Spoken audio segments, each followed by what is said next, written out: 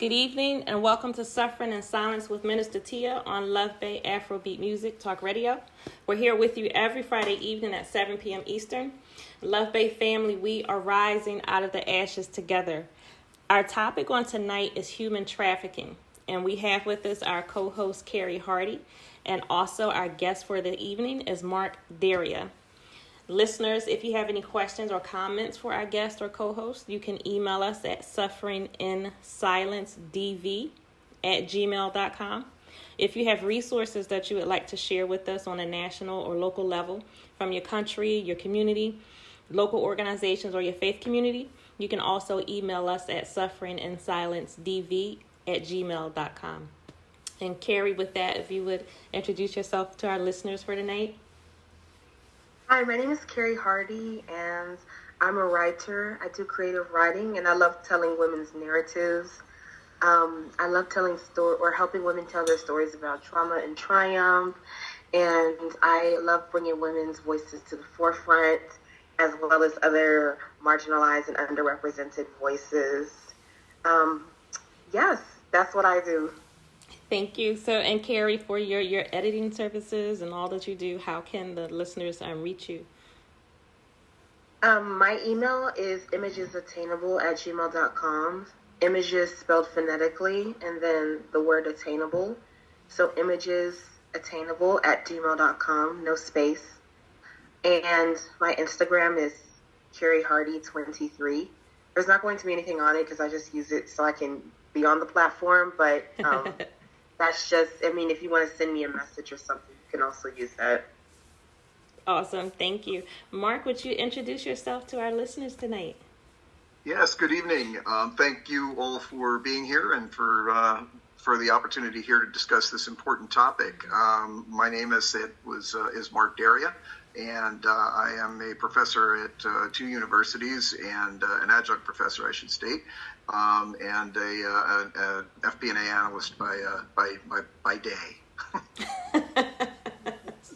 That's funny because I work for a financial consulting firm, so I know what FP&A is. Listeners, we want to start with sharing some resources with you. First, we have the National Domestic Violence Hotline. Their website is www.thehotline.org. Their phone number is 1-800-799-7233. We also have Polaris Project, National Human Trafficking Hotline. Their number is 1-888-373-7888. Or you can text the words "Be Free" to the number 233-733. And their website is polarisproject.org. Polaris is POLARIS. polarisproject.org. And then we have the Pennsylvania Coalition Against Rape. Their website is www.pcar.org. So listeners, again, our topic on tonight is human trafficking. And Mark, I just want to go right to you. If you could, for our listeners, tell us about the wide landscape of human trafficking. Sure.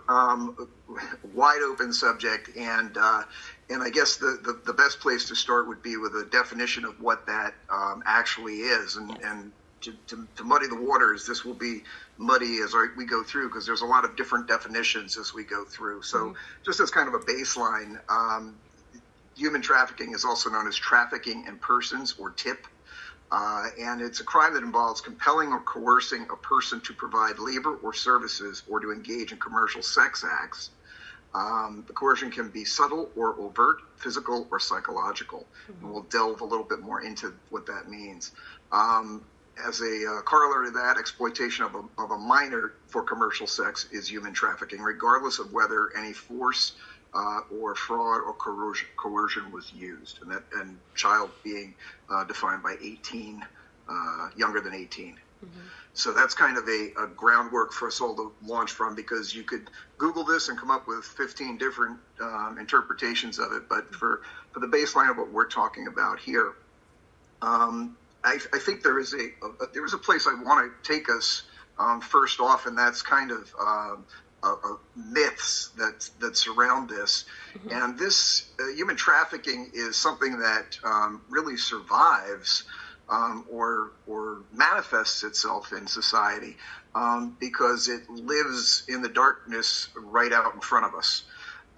So with that, I think one of the myths is human trafficking is always or usually a violent crime. The second one is that all human trafficking involves commercial sex. Mm-hmm. And that thirdly, traffickers target victims they don't know. So I want to deep dive into each one of those a little bit more. Mm-hmm. And we can explore that as we go on. But just again, as a baseline, in the first one, human trafficking is always or usually a violent crime. This is not true. It is oftentimes perpetrated by people. And again, I want to flesh this out, and we could take a half an hour to do this alone. Obviously, we don't have that kind of time. Mm-hmm. But it's from people who are on the margins of society, who are not in the mainstream, let's say, that may be undereducated. It is people who are vulnerable. It straddles all segments of society. It is not in any way related to just one segment. It's not an African American experience. It's not a Hispanic experience. It's not a Native American experience. It's across the board. All population groups, all people groups are involved in this and are exploited. And it is again not violent. It's oftentimes psychological. There are other aspects of it, such as people who are immigrating want to come to a industrialized countries we think of in the West, predominantly Europe or America, Canada, but also countries like Japan and South Korea, for example, where basically anywhere there's money. And where there is money, there is opportunity for nefarious things to go on. And this is one of those types of things that happens right around us. Now, what does that mean? And what that means is it's in the sex trade aspect of it would be related to massage parlors or strip clubs, these types of environments that we see. If you're from major cities, you see them quite frequently, gentlemen's clubs, as they're called, and the like. Mm-hmm. Pretty good chance that someone, probably a lot of someone's in those places are being exploited. How do they do that? Does a woman wake up one day and say, oh, gee, I think this is a great career path, this is a great choice? No, of course not. And what happens is a lot of people, particularly, again, looking at it from the immigration standpoint, coming into this country from abroad, they come from impoverished countries. The idea of opportunity, or the idea of lured by the prospect of a job, and when they get here, of course, that is not what happens. It's extremely involved, and the initial contacts that would go on in the originating country would be oftentimes someone that they know. It would be someone from the community, someone from their own nationality or people group, and would gain their trust, tell them about these great opportunities, and you can move to Canada, you can move to the United States, you can move to Germany, and we have a job for you. And they will get you through the pipeline, perhaps legally, usually not. In many countries, that is government officials who actually even work to promulgate documentation, passports and the like, to get people over here to the host country, the end country. And once that happens, the passports will be confiscated or the documents destroyed. And the people are then obligated, this is about psychological control. Mm-hmm. And oftentimes, and again, it's predominantly women. And Carrie, I'm interested in your ideas on this, because the overwhelming number of people being exploited are women. There's children that are also highly involved in this, boys and girls that are being exploited through this method. And, it's horrendous, and it goes on all around us. So, I mean, that's one aspect of this that goes on with the violence. It's not just a physical threat, although physical threats do obviously are a part of that. They do entail that. All human trafficking involves commercial sex, as we've alluded to. The predominant argument is yes. Arguments, looking it up, you could look between 2/3 and 80% involve sex in one form or another. Okay, so let's go with that. But what's the other 20 to 25, 30%? And a lot of that has to do with, in the American context, the American definition, this is where I said the waters get muddied somewhat. In the American context, we recognize sex exploitation and labor exploitation. Interestingly, the UN recognizes a third, and that is organ theft, organ removal against the will, and that's worth a little bit of a deep dive as well, because I think that particularly in the American context, that's something that we're not familiar with. But there are a lot of countries, China has been sorted out for this, where a lot of times prisoners, upon execution, their organs are taken and sold on the international market. But also, even in hospitals, medical personnel will remove an organ, such as a kidney or a lung, and sell those. So this has also gone on. Also, another interesting aspect of it is that people, in an effort to get money, this happens a lot in sub-Saharan Africa and even India, they will sell that kidney or that lung.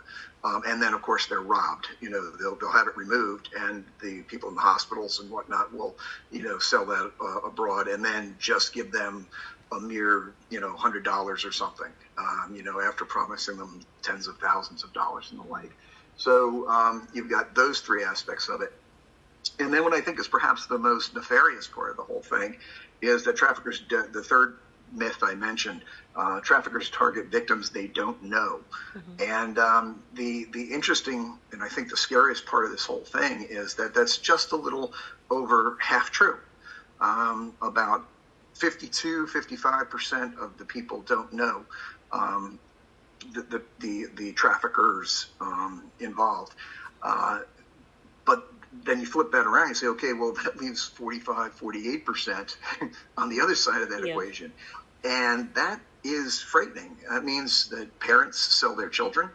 It means spouses sell their partner. A lot of times relationships, and obviously, as I said earlier, it's female. So a girlfriend will, trust and love someone and find out that this whole thing has just been a ruse to get them indoctrinated into the way of thinking. And then that person will sell them to someone else in their food chain. And that person is then sent abroad. Or even kept locally.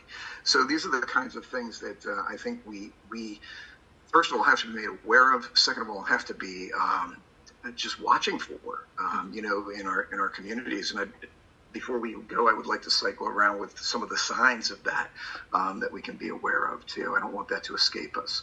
But let me pause. I've been talking for 10 minutes straight. Questions, thoughts?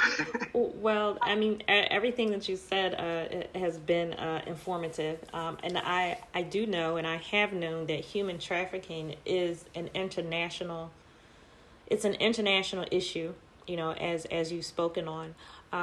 But I do have a question. Could you speak about the lucrative part of the business? Because all of this is happening for a reason, and it goes to... Usually everything can be traced back to money, money and power. But can you talk about, human trafficking is a lucrative business. Sure. Lucrative in the context of about $32 billion per year right now. It is the third largest currently. It is the third largest form of illegal international activity, following drugs and arms shipments. And then you have human trafficking. And it is projected that within the next 5 years, by the end of the 2020s, it will become the greatest of all forms of illicit activity internationally. And I love that you want to talk about the international aspect of it, because this, a lot of times we get caught up in it in the American context, as well we should, because that's local and that's where we're going to see it and respond and react to it in first instance. But this isn't just happening. It's happening locally because it's actually started abroad, and it's filtered all the way through to your neighborhood. And I know when we had our class, we did a reporting project on things that you could look up in your own neighborhoods, locally. And I think that was very eye-opening for a lot of people. And I would suggest everyone to do something like that. Just be Googling your local newspapers and find out what's going on in your area. I think you'll be unpleasantly surprised. So I think an interesting part, something that I actually learned being in your class, whenever I think of human trafficking, I think of victims and survivors of domestic violence, how human trafficking cross paths that way. And really just about everything that I do, I look through it through the lens of victims and survivors of domestic violence. What I did not think of until I went through your course was that human trafficking also involves slave labor. I never thought about that. So when we have individuals coming from other countries with what they're given as, the promise of a new life, they actually end up being slaves in a home. You can call it a chef, you can call it a maid or a gardener or whatever, but they actually, in some unfortunate cases, end up being slaves in what they thought was going to be a better life. There are so many places to walk that through, and yes, you're absolutely right. Then that's going into that second myth that it's all sex trafficking, and you're touching on the labor aspect of it, and that too is part of it. I mean, the people who put the roofs on your house, the people working in the restaurants, in the back kitchen, not the waiter or waitress coming out who's 18 years old and is high school. No, we're not talking about that. We're talking about the people in the back room washing the dishes.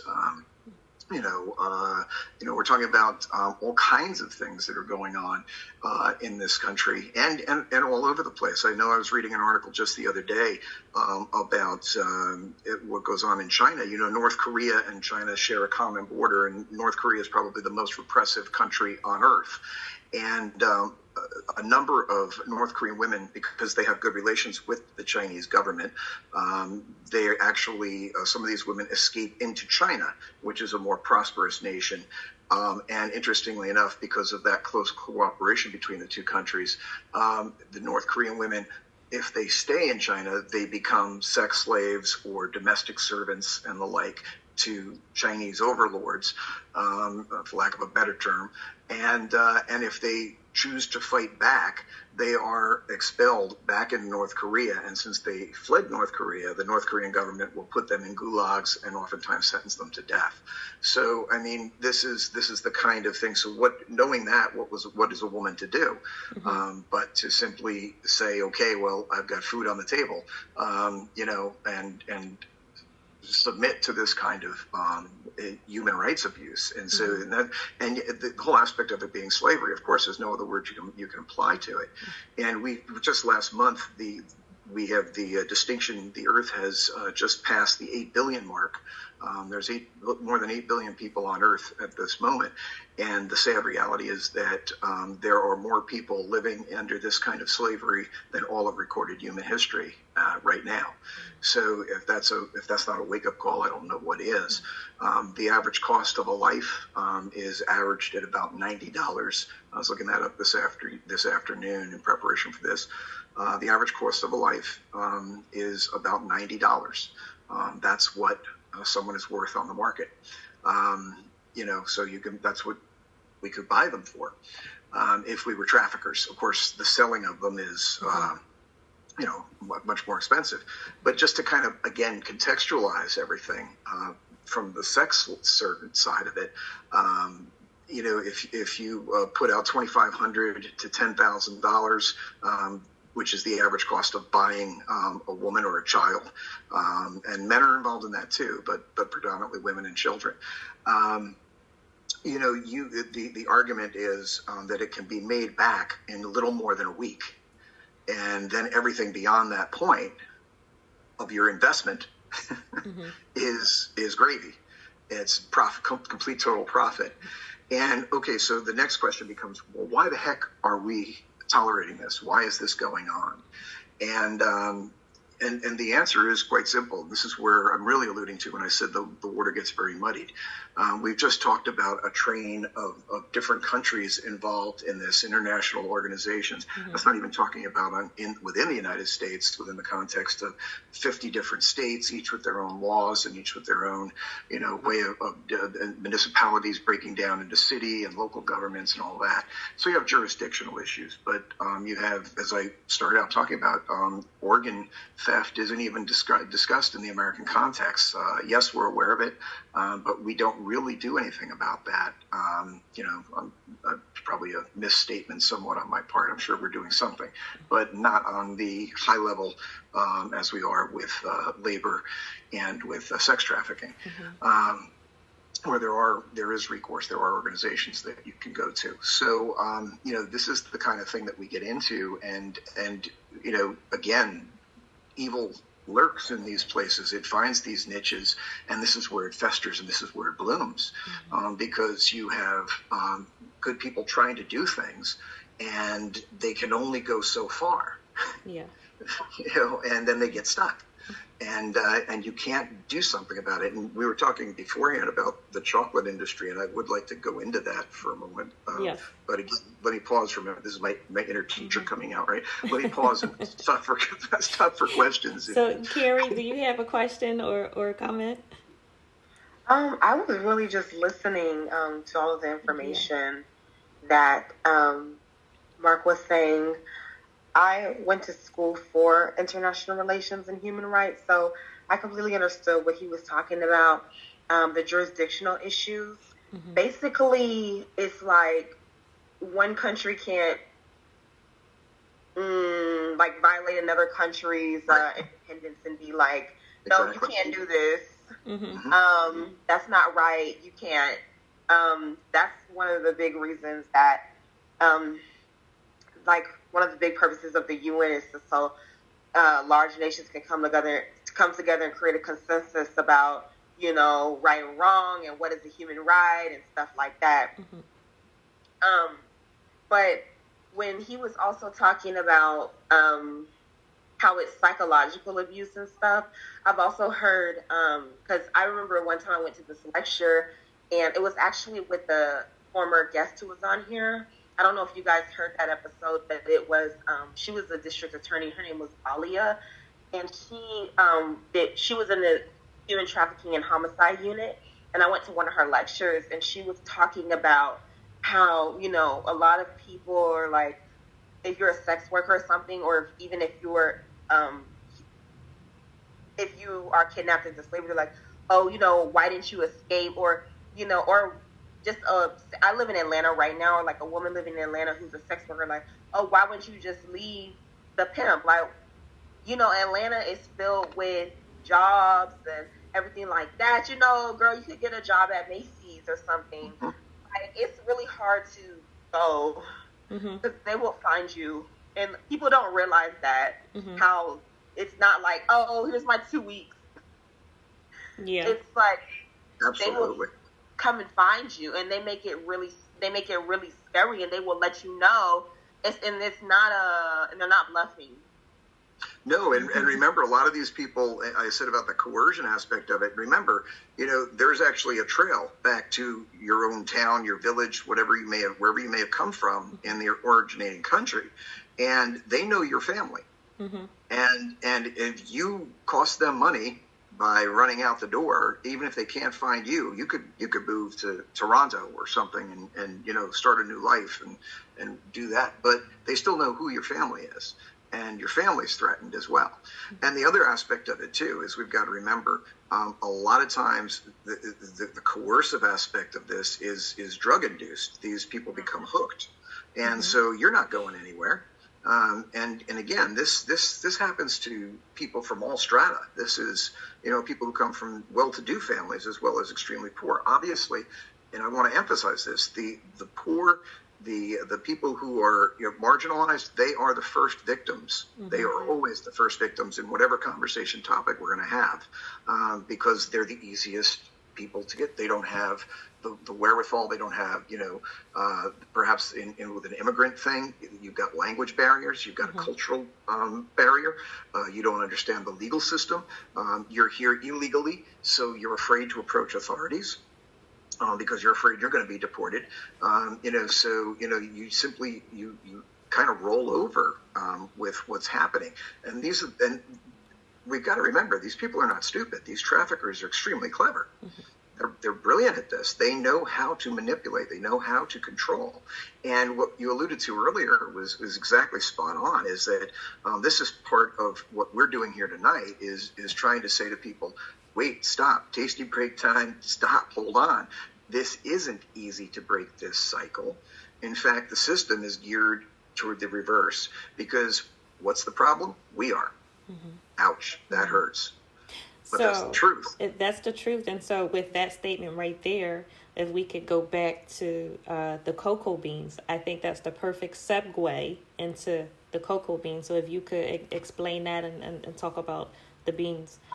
Sure. Cocoa beans are the source of chocolate, right? We all love chocolate. It's from Halloween to Christmas. That's all we do. In fact, right, I think the stats are something like the average American eats 120 chocolate bars a year. Don't ask me. I don't make these numbers up. I just read them. So, but if you think about that, that's like 11 pounds of chocolate. That's a lot of chocolate. But that's the average for Americans. So this, again, I think it's 13 billion. But I actually wrote it down. Yes, $13 billion a year is the chocolate industry, and most of it comes from West Africa. Mm-hmm. So what happens is, and this is a great, Carrie, this is right up your alley. This is that international jurisdiction issue.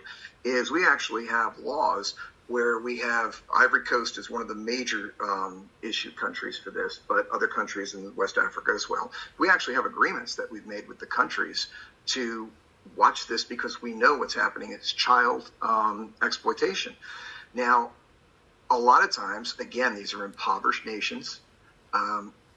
Parents sell their children to go and collect the cocoa beans so that the companies can then do this. Now, that it can create the candy bars.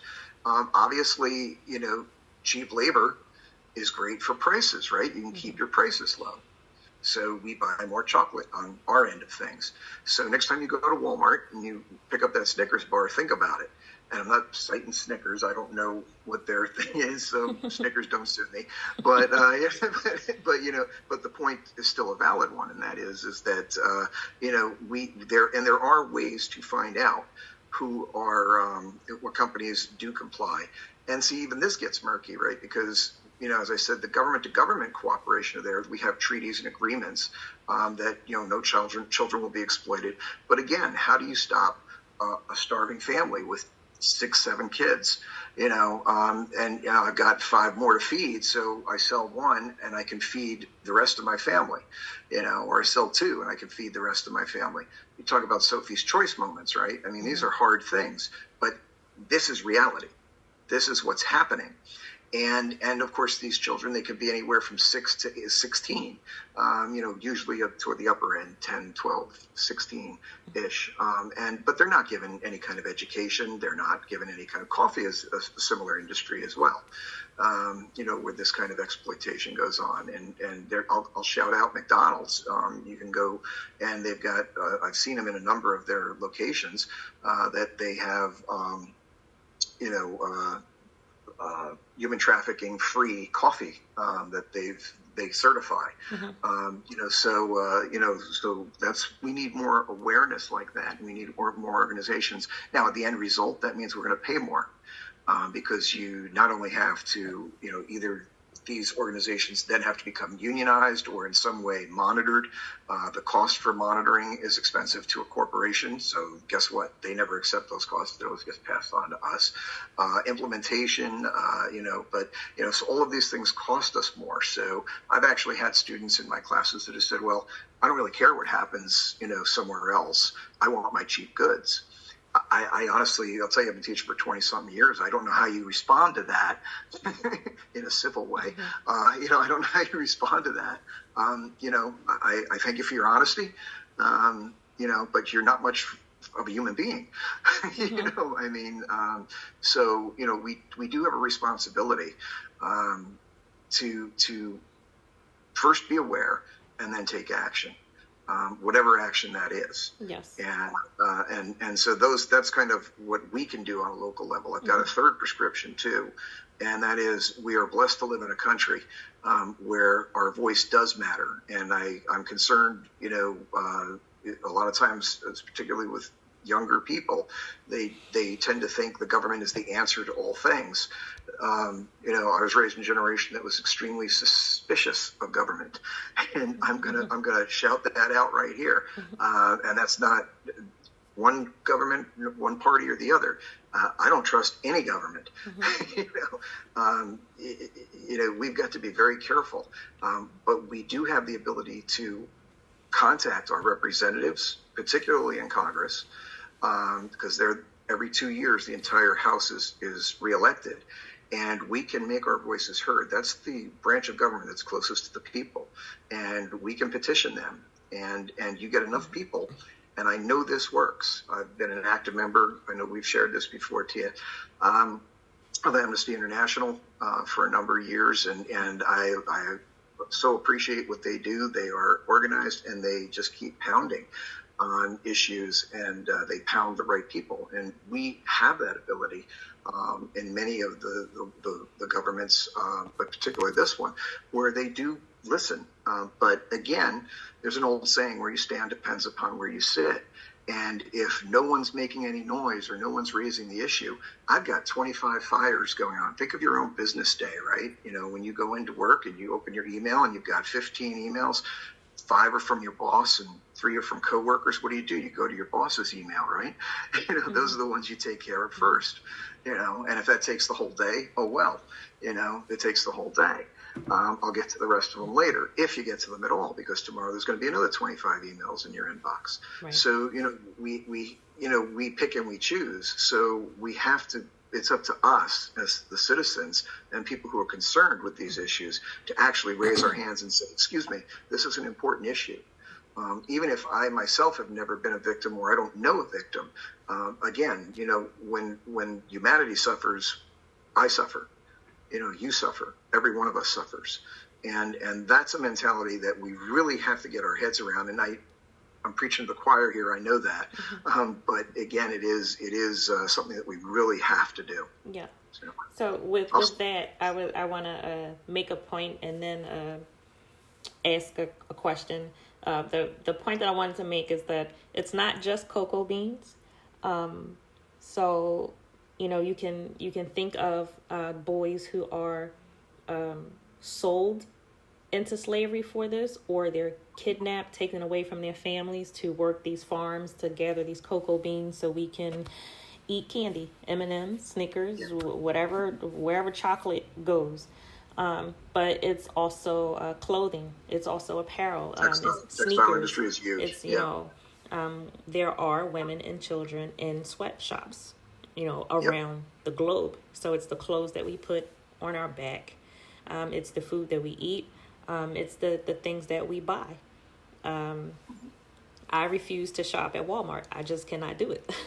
I can't. The sweatshop issues, the treatment of women and children, creating these projects, and then actual individuals who work in the stores in the United States, not being paid the way that they need to be paid, not having the health benefits that they need to have, being threatened, if you don't do this, we'll get other people to come in. When you have signs all over the store that they're looking for, people, that's a threat to individuals that are actually there. Like, you can lose your job at any moment if you don't work through your lunch and get this done and stay here after hours. That's a real thing. So it's beyond cocoa beans. It's the products that we use. It's the clothes that we wear. But then the question that I wanted to ask you, and then Carrie, if you wanted to chime in with anything, you talked about government a little bit, and I just thought about why human trafficking, why it's happening and why it's happening on this level to bring in $32 billion a year. And what came to me is that the benefits outweigh the consequences. Sure. I just cannot believe that any government in any country does not know about something that's happening that is bringing in $32 billion a year. And then the question I have is, why would you take the chance to do, something so horrific, but it brings in a profit like this? It's the consequences. So can you speak to the consequences or lack thereof, whatever laws there may be, for the criminals the human traffickers who are doing this and getting away with it? Yeah, I could go for another 10 minutes. Gary, you do you want to say anything before I go on my rant? I guess if there's anything I have to say, when Tia was listing off different goods that are often a product of exploitative labor, mica is another one. So it's the sparkly stuff in makeup and eyeshadow and palettes, and Sure. even some eye creams and lotions, the little glittery, sparkly stuff. Well, Yeah. obviously they can't put like real glitter in it because that would really irritate your skin. And if it gets in your eye, it's like over. So mica is another huge thing. And I forget the specific state or province within India, but there's a specific province within India that is like a hub for child and family labor of mining mica. And these people have been doing this for like generations. Like they're mica miners. Like that is a part of their, like that's what they do. Wow. And I was watching a documentary on it, and they're like going into these deep chasmic tunnels, and they're wearing like flip flops and a scarf to cover their nose and mouth because it's very dusty, and then the particles they get in your respiratory system. And they have a little light on the helmet sometimes. They're like using, I don't even know, it's like a piece of plastic or something, or sometimes they have to shovel to get this mica, and then they give it to the contractors, and then they barely get paid anything, and then the contractors are selling it to these large distribution houses, and these distribution houses are selling it to like these other bigger entities, and it's like, oh my gosh. And when you talk about company transparency, it's like Mark said, the waters are so muddy, like it gets so hard to trace back sourcing. Mm-hmm. It's extremely hard to trace sourcing. And then another question that was posed when I was reading and researching on mica mining is, so do we stop buying mica because then those families, that's what they do? Like, are they going to still have work? Like, will really stop buying mica help, or will it harm them more? And I thought that was such an interesting question.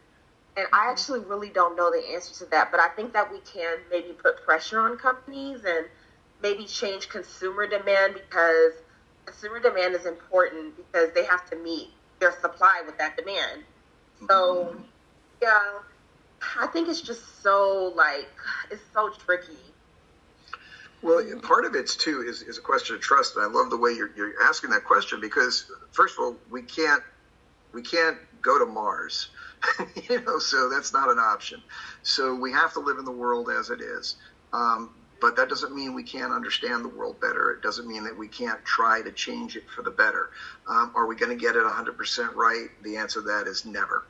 But we can, up that a couple of percentage notches. So, Tia, your point about not shopping at Walmart is a great one, because that's the power of the purse, and nothing speaks like money. So if I choose to not shop there, and they're not going to notice you're missing, they're not going to notice the 3 of us are missing, they're not going to notice 20 of us are missing, but when they're going to start noticing a couple hundred of us are missing, and then they're going to notice a couple thousand of us are missing, and they're going to start asking, gee, why? Oh, I'm glad you asked. Let me tell you why. Oh, okay, we can do something about that. That's happened in our own history.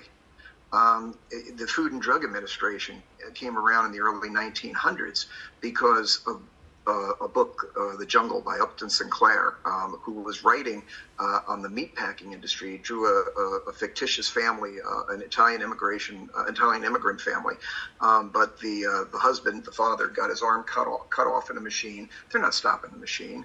So what? That's production, right? So they threw him out on the street. He couldn't work anymore. And again, this is a fictitious family, but this was taken from real life incidents. So he survived, but he couldn't work any longer, couldn't provide for his family. The wife winds up in prostitution. The kids wind up working in mines with those little helmets on. Because why? Because kids can fit into crevices and the like that grown-ups can't. And that's part of what you're still seeing going on in large parts of the world today. That's been outlawed in the United States, but child labor laws. But that's not necessarily the case in a lot of countries. So, we've got all those kinds of things that happen. And here's the point, is that until the early 1900s, Americans really weren't even aware of this. And that book hit the book stands, and people started reading it, and they started saying, is this for real? Now, of course, going back to our friend with the missing arm, his arm got ground up, and you were eating it in your sausages, as well as there was no health standards. So you've got meat dropping off the conveyor belt. So guess what? There's going to be vermin. There's going to be rats. There's going to be mice. They get on the conveyor belt, and guess what happens to them? They're ground up in your sausages as well. I'm being very picturesque, and I'm sure some people are eating dinner right now, and I apologize for that. But again, this was the 1880s, 1890s, early 1900s. This is the way it was. And when people started to see and really process that and understand what was going on, they started raising their hands, and they started saying, wait a minute, this isn't what we want. This can't possibly be the story. And it changed. We got the Food and Drug Administration, which virtually works well. Doesn't mean things don't get past it. Doesn't mean there's incidents, but it works. It performs its function. That's the kind of power that we do have and that we can exercise, and that's why we have to be that kind of a voice. We have to speak to these issues when we become aware of them. I went off on a tangent there, but it's a worthwhile one. It was a great question that you brought up, yes. Carrie, a great example. So let me come back full circle. What were we talking about that you asked me for in the first place? Let me welcome our listeners again, and I'll repeat my question. Luv Bay, we want to welcome you again to Suffering in Silence with Minister Tia on Luv Bay Afrobeat Music Talk Radio. We're here with you every Friday evening at 7 p.m. Eastern, with a replay on Tuesdays at 1 p.m. and 7 p.m. Also Thursdays and Fridays at 1 p.m. Eastern. Luv Bay, please remember that we are rising out of the ashes together. We also want to share a couple more resources with you. The Rape, Abuse, and Incest National Network, also known as RAIN. Their website is www.rainn.org.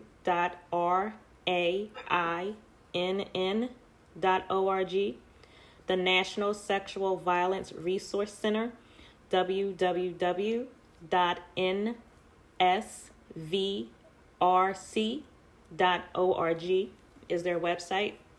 And then the National Sexual Violence Resource, the National Sexual Assault Hotline. Their phone number is 1-800-656-4673. So with that, Mark, I will pose my question again. I was asking about the government and the consequences for human traffickers. Why they seem to just take the chances, because it appears that the benefit of $32 billion is outweighing whatever consequences, there are. So, what are Absolutely. Those consequences, if any? Sure. And again, that's a multi-layered answer. On a government-to-government basis, you've got a lot of, there's a lot of honest people trying very hard to eradicate this. Let's get that up and state it up front straight away. But also, human nature being what it is, and I want to circle back to that in a minute, but human nature being what it is, you're asking people to put their lives on the line for, in any context, it isn't a lot of money. Enforcement agencies and the like, it's a lot easier to take a bribe. It's a lot easier to, if you ethically don't want to be involved in that kind of thing, you can just turn your head and make believe you don't see it. And that way you don't get shot. or worse. So, you've got those kinds of things that are going on. As I said, you've got corruption that goes on the government levels.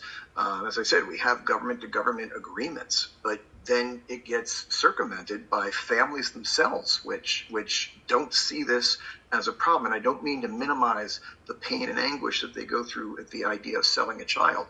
Of course, that's traumatic no matter how you do it.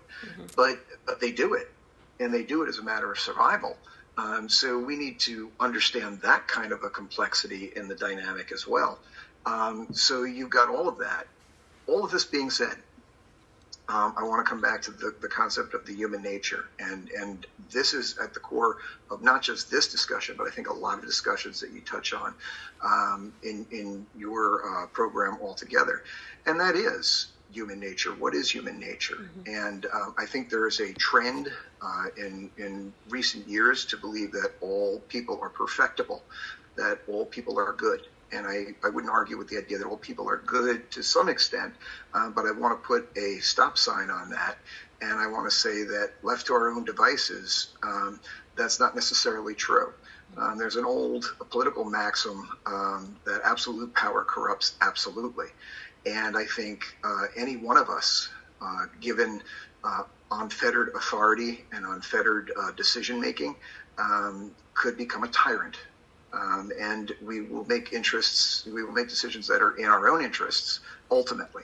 And that doesn't mean that's how you start out, doesn't mean what you intend, but I think human nature being what it is, we are fallen creatures. We have a nature that is predisposed toward being self-centered. And self-centered may extend to your immediate family and circle of friends. But going back to some of my students who have said, I really don't care what happens in the rest of the world as long as I am taken care of. And I'm being taken care of doesn't mean I'm living well and my family's safe and secure. It means that I get my chocolate bar. Right. Now, I mean, to put that in perspective, you're going to allow slave labor to occur for hundreds of thousands of children so you can get cheap M&Ms. That's what you're telling me. Right. You have to look at yourself in the mirror and decide whether or not that's actually the guy or the gal that you want to be. And that's kind of where I've got to leave that conversation. That's an individual thought that every one of us has to process. Right. But that's kind of the rubber hitting the road right there. So thoughts? Yeah. Well, I believe society as a whole, we do have a responsibility. And I believe this conversation right here is part of our responsibility to share Absolutely. This information, the hard information, because there's some things you don't know until you know. As I said, but before I received information from you, my mind, I always thought about human trafficking through the lens of domestic violence. I didn't think about the slave labor. My eyes were open to the issue of the cocoa beans and, Walmart and Nike and, things like that. I didn't know until I knew, but it took someone either teaching a class or having a conversation, to put that information out there. So again, I just believe society as a whole, whichever country you live in, wherever you are, we have a responsibility. And I believe we definitely have a responsibility to those who are less fortunate and to those who find themselves in a position, Absolutely. That they can't get out of. To whom much is given, much is required. I mean, I took think the words right out of my mouth. Yeah, and that's exactly right. Yeah, I mean, we do have that responsibility, and we're in positions of, regardless of what our personal circumstances may be, comparatively speaking to the rest of the world, we are living what people desire, what people would give that child for, to live in a safe house and a house with lighting and running water. I mean, these in and of themselves are strange concepts to a lot of people in the world today in 2022. So to give them that kind of an opportunity, and a lot of times we squander it. And I also think another propensity we have, particularly in the United States, is we trust. That's a nice attribute, but it can be misplaced. So sometimes that, when we're given some information, for example, a company can say, and I won't call any on the carpet here tonight, but I could, there are companies that say, no, we're totally human trafficking free. And yet they're not. Because the stats and the labor, and there's governments that play this game too. China's a great one for that, where we've outsourced a lot to, manufacturing, and we have labor codes in the U.S. that don't permit that even with U.S. companies working abroad. So they're very good at having a showcase factory, and and everything's 100% in compliance. But they outsource to another company to produce. Well, there's kind of a little game going on because the government owns everything in China. It's communist. So, how are you outsourcing to another company? You are the company. The government's the company. Right. So stop playing games. You're just making the West happy, and are we stupid? No, we're not stupid. We send people over and they walk the factories for 3 days. They get treated, nice state dinners and, patted on the back and come back and say everything's in compliance, and it's not. So, this is the kind of stuff that goes on, and this is human nature. And when we catch those people in those illusions, to be kind, we need to call them on the carpet for that. And if they're representatives, we need to fire them at the next election, or impeach them, or do whatever we need to do to them, get them out. We have peaceful ways of doing that, and we need to make sure that we are holding people accountable. Because if we're not holding them accountable, they're going to continue to do what they're doing because they get away with it. Exactly. You mentioned human traffickers, $32 billion a year. If I get caught, what happens? Well, the women or the kids that I've got involved in the sex trafficking may be in jail, but I'm going to get out because I'm either going to bribe or I'm going to have somebody on the outside that's going to pay whatever bail I've got, and I'm going to be back on the street in a week, 2 weeks maybe. So there's no real penalty. Yeah. And a part of that is that muddy water stuff of international. I can't prosecute somebody in Nepal. I can't go after them. Now I can go through the international courts and I can try to go. That's years and, hundreds of thousands of dollars. It's not happening. Yeah. They know that. Yeah. The benefit truly outweighs the risk. Absolutely. Unfortunately, in this. And in a situation we're talking about here, where human trafficking is the third largest illegal activity, and by the end of the decade, it will be the number one. And it's tied in very heavily with drugs. As I said, a lot of these women and children are drugged. So these two, and the same train is used that imports the drugs illegally is bringing human people in illegally as well. So you've got that same kind of a thing. This is just a moneymaker. Yeah. Who's going to argue with that? So you've got to have some, morals and some ethics to go with that. Otherwise, hey, this is a good industry. Put it on the stock market. It's crazy. Yeah. We can't tolerate it. We can't. So I want to share with the listeners one of the books that you recommended to me, and then Carrie, I'll go to you for a question or a comment. But this book is called The Slave Next Door. It's written by Kevin Bales and Ron Sudalter. And Kevin Bales is the president of Free the Slaves in Washington, D.C. And that website is www.freetheslaves.net. And this book is just filled with it's information. It's real stories. There are heartbreaking stories, but it's true. Of human trafficking and slavery in America today. And one of the stories pertained to a choir, a children's choir, an international children's choir. And I think just in general, we don't think of things like that, how children from other countries can be flaunted in front of us for something that we think is, exciting or fun. It's just pleasing to us. It's pleasing to us to see, some little boys and girls sing in a choir, but we don't know how they're being treated. they're being used, they're being taken from their families and used, and money being donated to this choir under the guise of helping their families back home, under the guise of, helping them get educations, and they're being used. They're not seeing a dime of the money, and the families that are taking care of them and helping them while they're here in the United States, they're being lied to. And these children are being treated horribly. But this book, The Slave Next Door, just brings some light. It sheds light, I believe, on some of those things that are just right under our noses. Like this massage parlor next door to you really isn't just a massage parlor. It's not.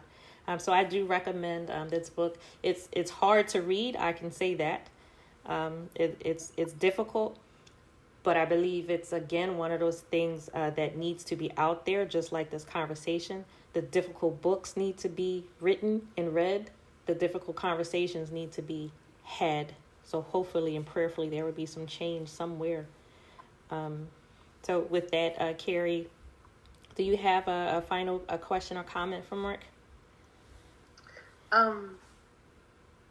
I think if I wanted to close out with one thought, I would just say one thing that I think I can. So when Mark was talking about how one of his former students was saying, or hypothetically, I don't know if it was hypothetical or this really happened, but when he was describing a student saying, I want my cheap goods, it doesn't really matter to me whether or not, how those people are being treated. No, that was First true. of all, I had a teacher in high school say something about that, say something just like that when I was talking about sweatshops and the brand Ralph Lauren. Yeah, he got really mad. And he was like, I don't care. And then, but what's interesting about that mentality is that it's a self-interested mentality, just like those who are trafficking. So it's like Tia was talking about benefits outweighing the cost. So if you feel like you're gaining all the benefit and then they're reaping all of the cost. So it's like, what does that have to do with me? And I was actually reading an article, and it was talking about how economic students, so basically they gave them a series of questions before they went into the course. It was questions about self-interest, basically how do the students define rationality? Like, is it more self-interest, or is it more like collaboration, teamwork, stuff like that, or like individualism? Like, which one do they see as more rational? And it turned out, like, at the end of the course, students who would lean more towards collaboration, when they had finished taking economics courses, they felt more that self-interest and individualism was more rational. So I think it's interesting that I feel like through life in general and through even schools and institutions, I feel like we're taught to be self-interested, and I feel like being self-interested is rewarded, in society a lot. So I think that making those decisions about not buying the candy and everything like that and not going to Walmart, I think that takes a lot of unlearning as opposed to learning. So those are my closing thoughts. Yeah, unfortunately, the ugly side of our society is that we're consumer driven. I mean, we have these beautiful gifts of plenty, unlike anything ever seen in the history of mankind. But at the same time, that consumerism tendency that we have, and it's not just in the U.S., it's in the industrialized world altogether. This is where the money is. This is where corporations and others and people are trying to get money from. So they appeal to each of us individually. I know we're on the clock here, but just as a closing thought, there's an old saying, all that evil needs to succeed is for good men to do nothing. Yes. And that's a powerful statement. I forget Edmund Burke, I think, but whoever said it, kudos. Your show, Tia. I'm going to leave it to you. Well, I agree with that, absolutely. But I wanted to give you a moment. We are just under the hour, but I wanted to give you a moment to comment on the reading that you recommended, The Slave Next Door. Yeah, I mean, I think you said it well. I mean, please, there's a lot of readings that are out there, but yes, I think maybe the takeaway is what you already said, is that you've got to be ready for that, because it's hard reading. It's going to upset your world, but as we started out saying an hour ago before the show, is that I think that these kinds of conversations, even though they're upsetting, they have to be had. We have to be aware. We have to see these circumstances and make them real. And the best way to do that is by seeing the individual stories. We've been talking about it from 100,000-foot level, the money involved, governments. It's rather nebulous. It's rather ambiguous at this point. But when you start drilling down into the personal stories, that's where your heart breaks. And that's also where the story is most profoundly told. So, that's where I would take it. Okay. And so in addition to this book, are there any other resources that you would recommend for informational purposes or for to get help? What I mean, there's a lot of resources. What I can do is I can send something to you. I don't know if you are up to posting it. I don't know how that works. Yes. We can talk offline. Yep. Or If you send it to me, I will absolutely share the information with our listeners. I can definitely work on that and get that to you. I've got a pretty solid working list already, but I can get that to you in the next day or two. Awesome. Yeah. That would be great. So I really thank you for being here with us. I thank you for helping us to have the difficult conversation. I learned more on tonight. I never thought of the issue of organs being harvested being part of human trafficking. I mean, I know that that's something that happens, but I never associated the thought of it or the act of it with human trafficking. Yeah. And the truth is, it's not going to know an end. The more money that's being made, and the more people realize it's virtually impossible to get, seriously prosecuted on it, the bigger the temptation is going to be to follow that path. So we're going to see all kinds of permutations of this. That's unfortunately human nature as well, the evil aspect of it. And we need to be prepared for that. And the best way to fight it is, like I said, is we've got to make those in charge understand that we're watching. That's our strongest and best weapon in the fight against evil. Okay. Well, I have one more question. Do you know of any companies or businesses that actively take a stand against human trafficking to make it a point to? There are a lot of them.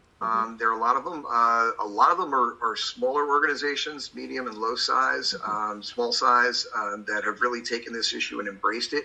The chocolate one itself, there's a couple of them that are out there.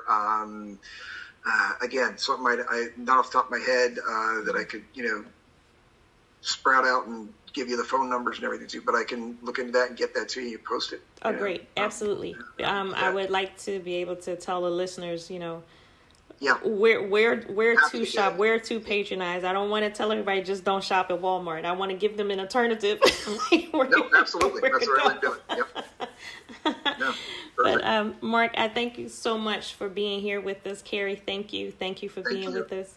Luv Bay, if you want to catch up on previous episodes from the program, you can visit our YouTube channel, Suffering in Silence DV. We thank you for joining Suffering in Silence with Minister Tia on Luv Bay Afrobeat Music Talk Radio.